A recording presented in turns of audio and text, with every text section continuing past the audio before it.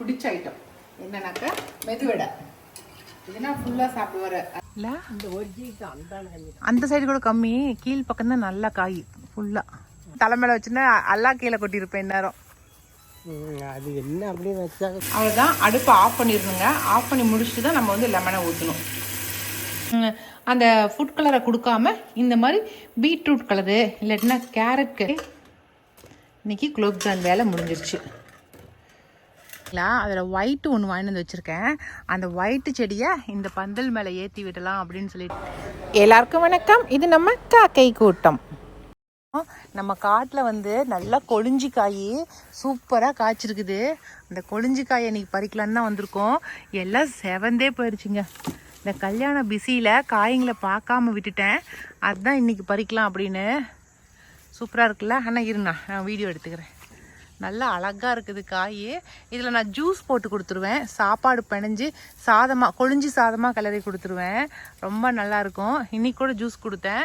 காய் நிறையா பறிச்சுட்டு வந்தார். சரி இருக்கிற காயெல்லாம் பறித்து கொடுத்துடலாம் அப்படின்ட்டு தான் இன்றைக்கி பறிக்கிறதுக்கு வந்திருக்கோம். பறிச்சுட்டு நான் காட்டுறேன். காய் எல்லாம் எவ்வளோ பெரிய காயாகுது பாருங்களேன். சூப்பராக இருக்குல்ல. எனக்கு கொழிஞ்சி காய் தான் வந்தேன். சூப்பர். எல்லா காயுமே பழுக்க ஆரம்பிச்சிருச்சிங்க. இது நம்ம பழுத்தாலும் ஒன்றும் பிரச்சனை இல்லைங்க. இது வந்து ஜூஸ் போட்டால் அவ்வளோ சூப்பராக இருக்கும். அதனால் அதுக்காக வேண்டி நான் பறிச்சிக்கலாம் அப்படின்ட்டு காய் கொஞ்சம் பெருசாகட்டும்னே விட்டேன். அப்படியே மறந்து போயிட்டேன். இது இல்லாமல் இந்த வண்ணவல் வேலை செய்கிறதுனால மற்ற வேலை எதுவுமே பண்ண முடியல என்னால். அதுதான் மெயின் மேட்ரு. இந்த அண்ணனும் வந்து கல்யாணத்துக்கு அப்புறம் இந்த பக்கமே இது நமக்கு இங்கேருந்து உள்ள மேலே வந்தால் ரைட் சைடில் இருக்குது. அது நாங்கள் எல்லோரும் லெஃப்ட் சைடே உள்ளே பூந்துடுறாங்களா. ரைட் சைடில் இருக்கிறது தெரிவிச்சிக்கல. அதுதான் வர முடியாது. யாரும் வந்து பார்க்க முடியாமல் போனதுனால காய் இப்போ சடை பிடிச்சி தொங்குறது தெரியல. எல்லாமே அப்படியே இதுக்கே கொடுத்துடலாம், கடைக்கே கொடுத்துடலாம். அவ்வளோ காய் இருக்குது. ஏன்னா சும்மா ஆசைக்கு நம்ம வச்சிட்டு இருந்து வேஸ்ட்டு பண்ணக்கூடாது பார்த்தீங்களா. அதுக்காக தான். சூப்பர். காயெல்லாம் பறிச்சுட்டு காட்டுறோம் எவ்வளோ காய் பறிச்சிருக்கோங்கிறத.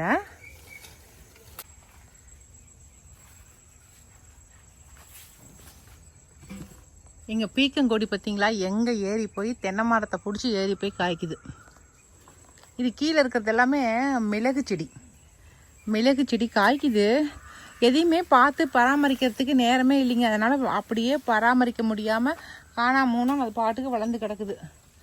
இவர் ஒருத்தர் தான் வராரு. இவருமே எதை பார்ப்பாரு. இது எல்லாமே கரெக்டாக ப்ராப்பராக இது பண்ணி விட்டோமா மிளகு காய் காய்க்கும். இது மேலே ஏற்றி விடலாங்கண்ணா மிளகு செடியை. எல்லாம் இந்த செடியை போட்டு அழுத்திட்டு இருக்குதுண்ணா.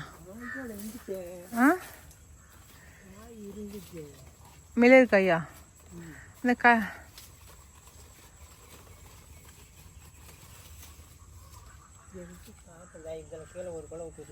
காய் வச்சிருக்கான். அத்தான் இதை வந்து ஒரு ஏதாவது இருக்கு காயும் இருக்குது, மிளகு காயும் இருக்குது. சரி பாருங்கண்ணா. இந்த சைடு தான்ப்பா ஏகப்பட்ட காய் இல்லை. அந்த சைடு கூட கம்மி, கீழ் பக்கம் தான் நல்லா காய் ஃபுல்லாக. லேடருக்கு இது வேணுமாங்கன்னா அப்படியே எட்டி பிடிச்சிருங்களா. கிளையை போய் இழுத்து. ஆனால் இந்த கிளையில் ஒன்று செவந்துருக்குது பாருங்க. நான் என்னங்கிறேன் இதில் பாதி மட்டும் போதுங்கண்ணா. மறுபடியும் இன்னும் 2 நாள் கழிச்சு கூட பறிச்சிக்கலாம். ஒட்டுக்கா பறிச்சு ஏன் வேஸ்ட்டு பண்ணும். இந்த கிளையை பிடிச்சிருங்க. இந்த கிளையில் பாருங்க தலைவில் வந்து காய்ச்சிருக்கு. போதும். இந்த கிளையில் இருக்கிறது பறிச்சிங்கன்னா போதும். மற்ற செவந்த காயெல்லாம் விட்டுருங்க. இதெல்லாம் இன்னொரு நாளைக்கு பறிச்சிக்கலாம். பாருங்க அதில் செவந்துருக்கு பாருங்க.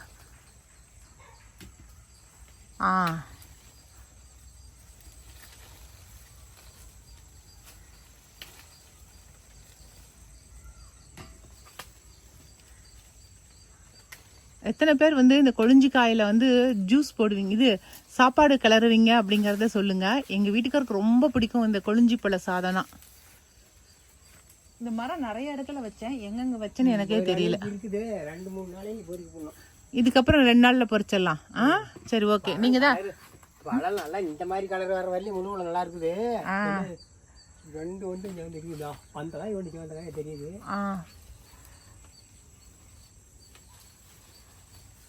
சரி நான் மொத்தமாக பறிச்சுட்டு காட்டுறேன் எவ்வளோ காய் வந்திருக்குன்னு சொல்லிட்டு. டோட்டலாக காயெல்லாம் பறிச்சாச்சு. எடுத்துகிட்டு வாங்கண்ணா. அவரே நானே தூக்கிக்கிறேன் கண்ணுன்னு எல்லாத்தையும் தூக்கிக்கிட்டாரு. நல்லா கச்சிதமாக தலை மேலே ஒன்று கையில் ஒன்று தூக்கிக்கிட்டாரு பாருங்க. நானும் தலை மேலே வச்சுன்னா அல்லா கீழே கொட்டியிருப்பேன் இந்நேரம். அது என்ன அப்படியே வச்சாங்க சீமாடு கோழி வச்சுருந்தா முடிச்சுக்குவேன். சீமாடு கோழி வச்சா அப்படியே பிடிச்சிக்குமா? எனக்கு சீமாடு கோழினாலும் போகாது, நிற்காது, ஒன்றும் நிற்காது. அவ்வளோதாங்க. இவ்வளோ காய் தான் பறிச்சிருக்கேன். இன்னும் இவ்வளோ காய் விட்டுட்டேன் மரத்துலேயே. ஏன்னாக்கா ஒரே நாளில் எல்லாத்தையும் ஆத்திரம் பிடிச்சாப்புல பறித்து வேஸ்ட்டு பண்ண வேணாம் அப்படின்னு சொல்லிட்டு அப்படியே பறிக்காம விட்டுட்டோம். இன்னும் ஒரு 2 நாள் கழிச்சு கூட பறிச்சிக்கலாம். இதெல்லாம் எவ்வளோக்கு கடைக்கு எடுத்துக்கிறாங்கன்னு தெரியல. ஃபஸ்ட்டு அறுவடைங்கிறதுனால கொஞ்சம் நம்ம சொந்தக்காரங்களுக்கு ஆளுக்கு 4 காய் கொடுக்கலாம். நம்ம சக்கரை ஃபேமிலிக்கும் எங்கள் சுகன்யா ஃபேமிலிக்கும் ஆளுக்கு கொஞ்சம் கொஞ்சம் கொடுத்து விடலாம். ஏன்னா முதல்ல அறுத்து எடுத்து வந்திருக்கோம் இல்லைங்களா, அதனால். நேற்றுக்கு பறிச்சுட்டு வந்த கொழிஞ்சிக்காயை வந்து இன்றைக்கி கட் பண்ணி இன்றைக்கி கொழிஞ்சி பழ சாதம் செய்ய போகிறேன். சரிங்களா, எவ்வளோ சாறு வருதுன்னு சொல்லிட்டு 2 பழத்தை போட்டால் போதுங்க. சாதம் 4 பேர் சாப்பிட்ற அளவுக்கு கிளறிடலாம். அந்த வேலை தான் இன்றைக்கி செய்கிறேன். இன்றைக்கி விகாஸ் தம்பிக்கு லஞ்சுக்கு நீ செஞ்சு கொடுத்துட போகிறேன்.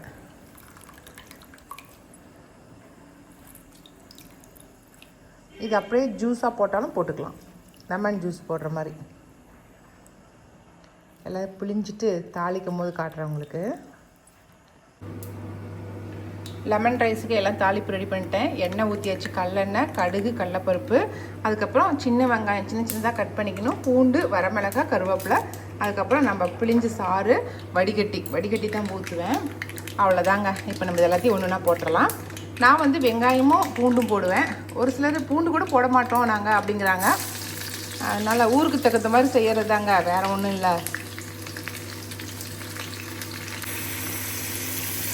அவ்வளோதான். அடுப்பை ஆஃப் பண்ணிடணுங்க. ஆஃப் பண்ணி முடிச்சுட்டு தான் நம்ம வந்து லெமனை ஊற்றணும். அடுப்பை ஆஃப் பண்ணாமல் ஊற்றக்கூடாது. லெமன் வந்து கொதிக்கக்கூடாது, எதுவும் ஆகக்கூடாது.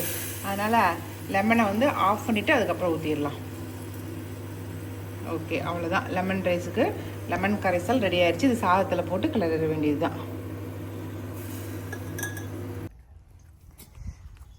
இன்றைக்கி நம்ம தோட்டத்தில் வந்து புதுசாக ஒரு பந்தல் போட போகிறோம். என்னன்னாக்கா, இந்த பெட்ரியா செடி இருக்கு இல்லைங்களா, அதில் ஒயிட்டு ஒன்று வாங்கிட்டு வந்து வச்சுருக்கேன். அந்த ஒயிட்டு செடியை இந்த பந்தல் மேலே ஏற்றி விடலாம் அப்படின்னு சொல்லிட்டு, அதுக்கு வந்து எங்கள் வீட்டுக்காரரு பழைய இரும்பு கடையில் போய் இந்த கூண்டு மட்டும் இருந்துச்சுன்னு சொல்லி தூக்கிட்டு வந்தார். அந்த பழைய இரும்பு கல்லேருந்து வாங்கிட்டு வந்த கூண்டை வந்து 4 கலாய் பைப்பு வச்சு அடித்தாச்சு.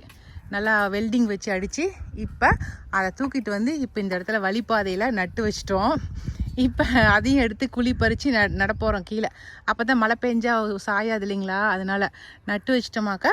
இதுக்கப்புறம் ஒரு சைடு வந்து ஒயிட் கலர் பெட்ரியா, இன்னொரு சைடு வந்து அந்த பர்பிள் கலர் பெட்ரியா, ரெண்டையுமே வச்சு இது மேலே பந்தலாட்டம் ஏற்றி விட்டுறலாம் அப்படின்ட்டு. இங்கேருந்து நம்ம போகும்போது பார்க்குறதுக்கு அழகாக இருக்கும்ல பைக்கில் போனோமாக்கா.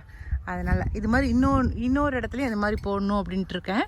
பார்க்கலாம். ஃபஸ்ட்டு முயற்சியாக இதை வந்து செட் பண்ணியாச்சு. சரிங்களா, இதை நான் எல்லாமே ரெடி பண்ணிவிட்டு செஞ்சுட்டு காட்டுறேன். எப்படி இருக்குங்கிறத சொல்லுங்கள்.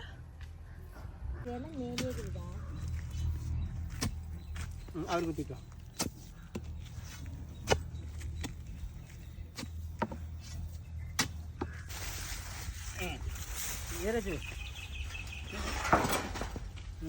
அண்ணெல்லாம் கறி முடிச்சு நம்ம சரியில்லை காட்ட தாத்தா கல்லு வந்துருச்சுல, அது ஒன்று கல்லு மேலே உட்காந்துச்சு. இன்றைக்கி வந்து நம்ம குலோப்ஜான் தான் சுடலாம் அப்படின்னு சொல்லிட்டு, குலோப்ஜான் வந்து சூப்பராக எம்டியாக இருக்குது இல்லைங்களா, அது வாங்கிட்டு வந்து தான் பிணைஞ்சி உருண்டை பிடிச்சி நெய்யில் சுட்டு எடுத்திருக்கேன். கொஞ்சம் இந்த மாவுலேயும் நெய் விட்டு மாவு பிணைஞ்சேன். அதுக்கப்புறம் உருண்டைகளை சுட்டு எடுக்கிறதும் நெய்லேயே சுட்டு எடுத்துட்டேன். பாகு வந்து காஞ்சிட்ருக்குது, நல்லா சூப்பராக காஞ்சிட்ருக்கு. இதில் வந்து ஒரு சின்னதாக ஒரு ஐடியா உங்களுக்கு சொல்லலான்ட்டு, எப்போவும் வந்து தண்ணி சலசலன்னு விட்டுறக்கூடாது. இப்போ ஒரு படி பாக்கு சர்க்கரை போட்டிருக்கேன், ஒரு படிக்கு 4 டம்ளர் தண்ணி விட்டுருக்குறேன். கொஞ்சமாவது பிசுபிசுப்பு கொஞ்சம் லைட்டாக ஒரு பிசுபிசுப்பு வந்ததுக்கப்புறம் நான் வந்து ஆஃப் பண்ணுவேன். இன்னும் பிசுபிசுப்பே வரல. நல்லா பிரதா வந்துருச்சு. இப்போ நல்லா பிசு பிசுன்னு இருக்குது. அப்போ தான் வந்து அந்த குலோப்ஜானில் ஊறும். நம்ம ரொம்ப கெட்டியாக ஆக்கிடக்கூடாது, ரொம்ப சாசலன்னு இருக்கக்கூடாது. அப்படி இருந்தால் நல்லா இருக்காது. அதனால் கொஞ்சம் பிசு பிசுப்பு இருக்கணும். அப்போ தான் வந்து குலோப்ஜானில் உள்ளே நல்லாயிருக்கும். இப்போ இதில் வந்து கொஞ்சமாக ஏலக்காய் பொடி போட்டுடலாம். எங்கள் பிள்ளைங்களுக்கு ஏலக்காய் பொடி அவ்வளோவா பிடிக்காது, ஆனால் கொஞ்சம் போட்டால் தான் நல்லாயிருக்கும். இதில் ஏன் வந்து நல்லா ரெட்டாக இருக்குனாக்கா, பீட்ரூட்டை வந்து ஒரு கால்வாசி கட் பண்ணி அரைச்சி அதை தண்ணி வடிகட்டி இந்த பாகு கூட சேர்த்திருக்கேன். நம்ம கலர் வேணும் இல்லைங்களா, அதுக்காக இந்த ஐடியாவை உங்ககிட்ட சொல்லணுங்கிறதுக்காக தான் இன்றைக்கி வீடியோவை எடுத்திருக்கேன். எல்லாருக்குமே நார்மலாக குலோப்ஜான் செய்ய தெரியும், செய்ய தெரியாமல நீங்கள் கலருக்காக வேண்டி அந்த ஃபுட் கலரை கொடுக்காம இந்த மாதிரி பீட்ரூட் கலரு இல்லாட்டினா கேரட் அந்த சாறு இது மாதிரி கொடுத்தீங்கன்னாக்க உங்களுக்கு வந்து கலர் வந்து இயற்கையான கலராக கிடைச்சிடும். சரிங்களா? ரெண்டாவது, இந்த பாகு வந்து கெட்டித்தன்மை ஆகாமல் எப்போ இருக்கிற மாதிரி இருக்கணும்னா தேன் வந்து ஒரு ஸ்பூன் அளவுக்கு இது கூட கலந்துக்குங்க. தேன் கலந்துக்கிட்டிங்கனாக்கா உங்களுக்கு வந்து பாகு வந்து ரொம்ப நல்லாவே இருக்கும். எப்போ நம்ம எப்படி காய்ச்சின பால் எப்படி பாகு காய்ச்சணுமோ அது மாதிரியே இருக்கும். கிறிஸ்டல் தன்மை ஆகாது பாகு. ரொம்ப நல்லாயிருக்கும் தேன் கலந்துக்கிட்டிங்கன்னா. அவ்வளோதான். இது வந்து நான் செய்கிற மெத்தேடு, அதனால தான் உங்களுக்கு சொல்லி கொடுக்குறேன். நீங்களுமே ட்ரை பண்ணி பாருங்கள் ஒரு ட்ரிப்பு. நம்மளுடைய எங்கள் ஊர் பக்கம் சொல்கிற மாதிரி சொன்னால் நீங்களும் ஒரு முறை செஞ்சு பாருங்கள். ஓகே, இது கொஞ்சம் இது அவ்வளோதான். ஆஃப் பண்ணிடுவேன். ஆஃப் பண்ணிட்டு கொஞ்சம் நேரத்தில் இது நல்லா கொஞ்சம் எப்போவுமே பாகு இது மட்டும் என்னது குலோப்ஜான் மட்டும் அகலமான பாத்திரத்தில் தான் போட்டு ஊற வைக்கணும். அப்போ தான் அது நல்லா ஊறும். அதனால் நம்ம நல்லா அகலமான பாத்திரத்துலேயே போட்டு ஊற வச்சிடலாம். சூடாக பொரிச்சதுமே இப்போ கார்த்திலாம் என்ன பண்ணுற அப்படி பொரிச்சதுமே எடுத்து அதில் போட்டுருவோம். அப்படியே ஊறட்டுங்கக்கா அப்படின்னு அப்படியே போட்டுடலாம் நம்ம. சரிங்களா? அதுக்கு தான் அகலமான பாத்திரத்துலேயே நான் வந்து போட்டு பாகே காய்ச்சினேன். அதனால் அப்படியே ஊற வச்சிடலாம். ஓகே, இன்றைக்கி குலோப்ஜான் வேலை முடிஞ்சிருச்சு. இது வந்து இன்றைக்கி எங்கள் விகாஸ் தம்பி வந்து தான் எப்படி இருக்குன்னு சொல்ல போகிறான். కానీ இதில் ஒரு 3 பீஸ் கொண்டு போய் எங்கள் வீட்டுக்காரருக்கு கொடுத்துரு. அவர் இந்த வெறுமனே சாப்பிட்றதுக்கு ரொம்ப விருப்பப்படுவார். போதுங்க, போதுமா? இது இப்படியே ஊறுனுச்சுனாக்கா சரியாக போயிடும். இது அப்படியே ஊறும், அப்படியே கல்லாட்டமே ஊறுங்க. நமக்கு ஒன்றும் குழஞ்சி போகாது, எதுவும் ஆகாது. நல்லா 1 மணி நேரம் ஊறுனுச்சுன்னா போதுங்க. அப்படியே எடுத்து சாப்பிட்றதுக்கு நல்லாயிருக்கும். அப்படி ஊறட்டும். ஓகே, நான் செய்கிற மெத்தடு சூப்பராக இருக்கும். நீங்களும் ட்ரை பண்ணி பாருங்கள்.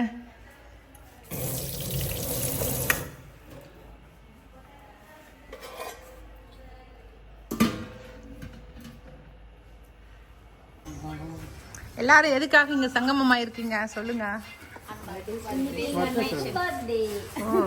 இன்னைக்கு வந்து சிஎம் சில்க்ஸ் ஓனருக்கு பர்த்டேவா, அதுக்காக வேண்டி நீங்க சர்ப்ரைஸ் பண்றீங்க.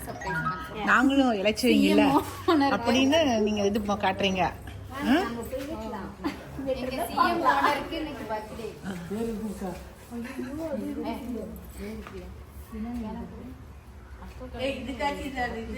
அக்காவுக்கு அடிக்க விட்டீங்க.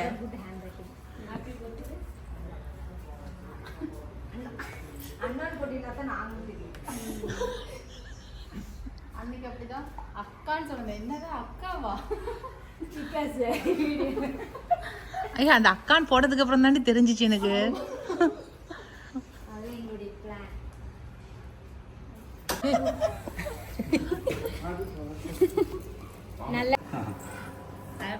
பக்கத்துல பெண்ணுங்க போங்க.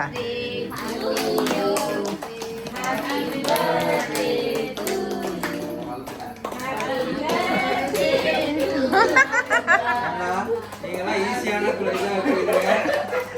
முடியாத அளவுக்கு டைட்டான பிளேட் ஆகணும்னு தெரியும். இல்லைங்க, உங்களுக்கு ஐஸ் கேக் பிடிக்குங்கிறதுனால ஐஸ் கேக் வாங்கியிருக்கிறாங்க. கரெக்டாடா? பத்தியா?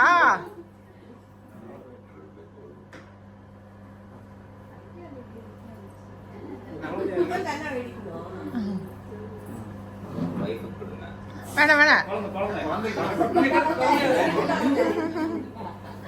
நான் இப்பதான் டீ குடிச்சிட்டு வந்திருக்கிறேன்.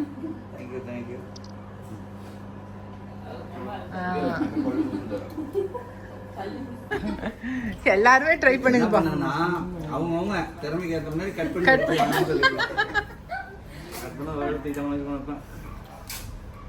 இது நம்ம வாங்குறதுக்கு முன்னாடி கொஞ்ச நேரம் முன்னாடி எடுத்து வச்சிடணுமா வெளியில அவங்ககிட்ட? அதெல்லாம் வச்சீங்கன்னா அப்படியே ஒரு வாங்கிட்டு வந்து எல்லாம் வச்சிடணும். இப்படிதான் சாப்பிடணும். இந்த கேக்கு கஷ்டப்பட்டு தான் சாப்பிடணும். இவரு முட்டை போடாததுங்கிறதுனால இதுல இத வாங்கி கொடுக்கறத இருக்குது. இல்லாட்டினா நம்ம அந்த கேக்கை வாங்கி ஈஸியா கட் பண்ணலாம் இல்ல? இதுல இது கத்தி வந்து அந்த கேக் வெட்டுற கத்தியா இருந்தா ஈஸியா கட் ஆகும். ரொம்ப மாட்டம் இருக்குமே அதுவா? அந்த கத்தி நம்ம கிட்ட இருக்குது. ரொம்ப போட்டது இருக்குதுல்ல. ஆனா இவ்வளவு ஸ்ட்ராங்கா இருக்கு.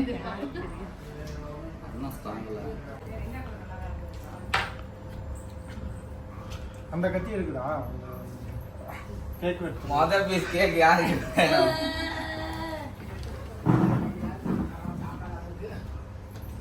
கடைசியா அண்ணனே உள்ள போறாரு.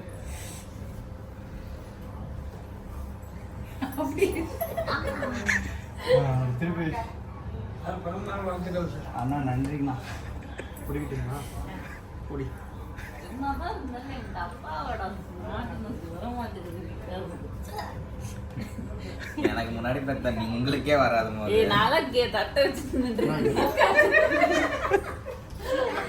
கேக்குக்கு நான் தட்டை வச்சு நின்றுட்டு இருக்கேன். என்ன பத்தி நீ வந்து கேக்குற? எழுந்து என்ன கூட்டிட்டு வந்துட்டேன். இன்னைக்கு வந்து அவருடைய பிறந்த நாளை முன்னிட்டு என்ன செஞ்சிருக்கேனாக்கா, அவருக்கு பிடிச்ச ஐட்டம் என்னன்னாக்கா மெதுவடை. இதுனா ஃபுல்லா சாப்பிடுவாரு. அதனால ஏன்னா இன்னைக்காவது கண்ணு பையன் கடை போண்டா சாப்பிடக்கூடாதுல்ல, அதுக்காக தான். அதனால மெதுவடை சுட்டாச்சு. லஞ்சுக்கு தான். ஏன்னா காலைல வந்து அவரு நேரமா எழுந்து போய் எங்க போயிட்டாரு ஐயாவை பாக்குறதுக்கு. அப்புறம் அது கூட அவருக்கு செய்யற இது அவருக்கு கிடையாது. இது வந்து எங்க பையனுக்கு ஃபுல்லாலாம் நான் சாப்பிட மாட்டேன். அது வந்து அதெல்லாம் அப்புறம். இது வந்து எல்லா பிறந்த நாளுக்கு முன்னிட்டு வீட்டுல இருக்கிற எல்லாருக்கும் ஆளுக்கு கொஞ்சம் பாயாசம் ஊத்தி கொடுக்கலாம் அப்படிங்கறதுக்காக நம்ம வீட்டு ஸ்பெஷலா பாயாசம் செஞ்சிருக்கிறேன். சரிங்களா? இன்னைக்கு நம்ம வீட்டு ஸ்பெஷல் என்னன்னாக்கா லஞ்ச் நான் மெனு காட்டுறேன். நான் ரொம்ப சிம்பிளான லஞ்ச் மெனு தான் செஞ்சிருக்கேன். ஏன்னா காலைல அவருக்கு எதுவுமே செஞ்சு கொடுக்கல. அங்க ஐயாவை பார்த்துட்டு அங்கேயே சாப்பிட்டு வந்துட்டாரு. அதனால அது காலைல எதுவுமே செஞ்சு தரல. இன்னைக்கு வந்து வீட்டுல செஞ்சது லஞ்ச் தான் அவருக்கு ரெடி பண்ணியிருக்கேன். அது வந்து மெதுவடை, பாயாசம், அதுக்கப்புறம் சாப்பாடு, பருப்பு சாம்பார். அவருக்கு சாம்பார் தான் ரொம்ப பிடிக்கும், பருப்பு சாம்பார். அதில் பருப்பு சாம்பார், அதுக்கப்புறம் 2 பொரியல்.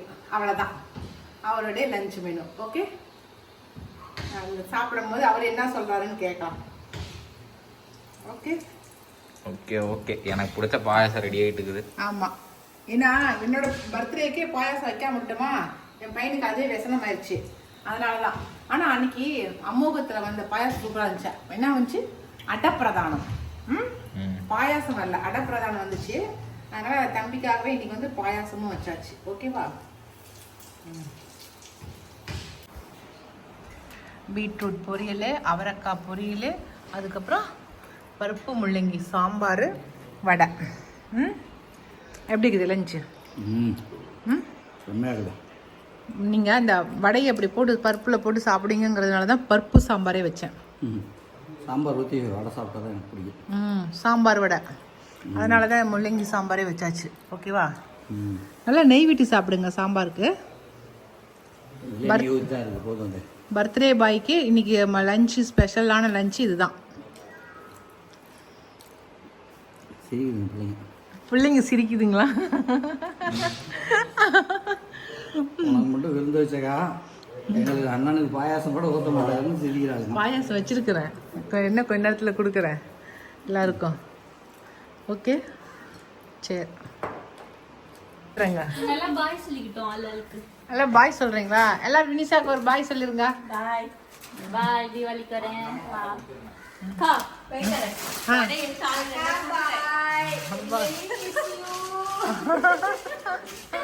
இப்போ நாளைக்குலாம் வந்து 2 கண்ணை விட்டுட்டு போலாமா? வாங்க. நல்லா நோய் நொடி இல்லாமல்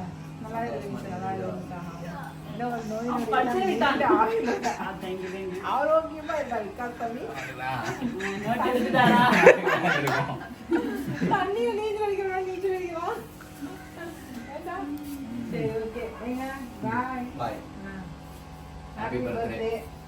ஜாலியா இருங்க. நான் தான் முதல்ல விஷ் பண்ணேன். Happy birthday. பர்த்டே அன்னைக்கு ஜாலியா இருக்கிறாரு. எப்படி இன்னைக்கு வந்து நாங்கள் சென்னைக்கு தான் ஜாலியாக இருக்கிறாரு. சென்னைக்கு கிளம்பி போயிட்டு இருக்கோம். கொண்டு போய் வினிஷா பண்ண அவங்க வீட்டில் விட்டுட்டு அவங்க வீட்டையும் அப்படியே பார்த்துட்டு வந்துடலாம் அப்படின்னு சொல்லிட்டு, அதனால போயிட்டு ஒரு நாள் இருந்துட்டு வரலாம் அப்படின்னு. அதோட நீங்க நிறைய பேர் கேட்டீங்க வினிஷா பொண்ணு போய் சென்னையில பாக்கலையான்ட்டு கமெண்ட்ல, அதுக்காக போய் காட்டுறோம். வண்டி ரெடி ஆயிடுச்சு. இன்னைக்கு ஜாலியாக இருக்கிற பர்த்டே அன்னைக்கு என் பொண்டாட்டி ஊருக்கு போறா அப்படின்னு சந்தோஷமா வராது. ஏங்க அமைதியாக செஞ்சு காட்டுறீங்க? அவருக்கு சோகமாகலாம். வந்துறீங்க. அவ்வளவுதான் 2 நிமிஷத்துல பார்ட்டி மூடு போயிருவாரு. அடிக்கிட்டே இருப்பேன். அடுத்த செகண்டே இப்ப பைக் எடுத்து நவுந்து வருவார். வண்டி என்ன நவுந்து வருவீங்க? சரி, பேக் லஞ்ச் டின்னர். டின்னர் அதுக்கு வந்து அதான் நாளான்னைக்கு வந்தா கொடுத்து எழுதிக்கிறது அதாவது திருப்பி ஓகே பாய். நைட் டின்னருக்கு சாப்பாடுலாம் எடுத்தாச்சு. போய் போற வழியில அப்படியே சாப்பிட்டுக்கலாம்.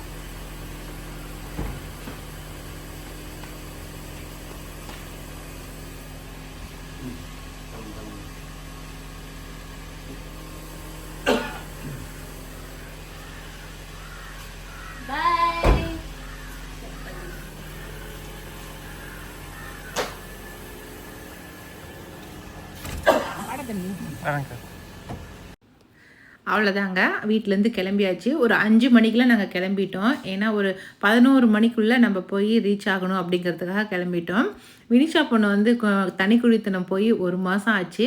நான் இன்னும் போய் வீட்டை பார்க்கவே இல்லைங்க. அதுக்காக தான் இந்த ட்ரிப் போயிட்டு வரலான்னு சொல்லிட்டு கிருஷ்ணகிரி காரிமங்கலத்தில் இருக்கிற ஹாஹாவில் வந்து கொஞ்சம் காஃபி குடித்தோம். காஃபி குடிச்சிட்டு பையனுக்கும் பொண்ணுக்கும் கொஞ்சம் ஸ்நாக்ஸ் வாங்கி கொடுத்தேன். எல்லாம் சாப்பிட்டுட்டு அதுக்கப்புறம் அங்கேருந்து கிளம்பிட்டோம். அங்கே ஏறி படுத்தது தாங்க காரில். அதுக்கப்புறம் வந்து நம்ம காஞ்சிபுரம் இருக்கு இல்லைங்களா, அங்கே தான் வந்து எந்திரிச்சோம். அங்கே எந்திரிச்சு தான் டிஃபன் சாப்பாடெலாம் கொண்டுட்டு போயிருக்கேன் இல்லைங்களா, கொண்டுட்டு போனதை அங்கே ரோடு வேலைலாம் செஞ்சிட்ருக்காங்க. அங்கே தான் உட்காந்து சாப்பிட்டோம். எல்லோரும் ரொம்ப ஜாலியாக இருந்துச்சு அப்படி உட்காந்து சாப்பிட்டது. எல்லாம் கொண்டுட்டு போனதை உட்காந்து 4 பேருமே சாப்பிட்டுட்டு அதுக்கப்புறம் அங்கேருந்து கிளம்பியாச்சு. ஒரு 10:30க்கெலாம் நாங்கள் வந்து சென்னை ரீச் ஆகிட்டோம். இந்த வீடியோ வந்து உங்களுக்கு நிச்சயமாக பிடிச்சிருக்குன்னு நினைக்கிறேன். அப்படி பிடிச்சிருந்துச்சுனாக்கா லைக் பண்ணுங்கள். மறக்காமல் நம்ம காக்கை கூட்டத்துக்கு சப்ஸ்கிரைப் பண்ணிடுங்க. இனி வந்து வினிஷா வீட்டுக்கு போயிட்டு அங்கே என்னென்ன பண்ணினேன் அப்படிங்கிறதான் அடுத்த வீடியோவில் பார்க்க போகிறோம் நம்ம. சரிங்களா? ஓகே, பாய்.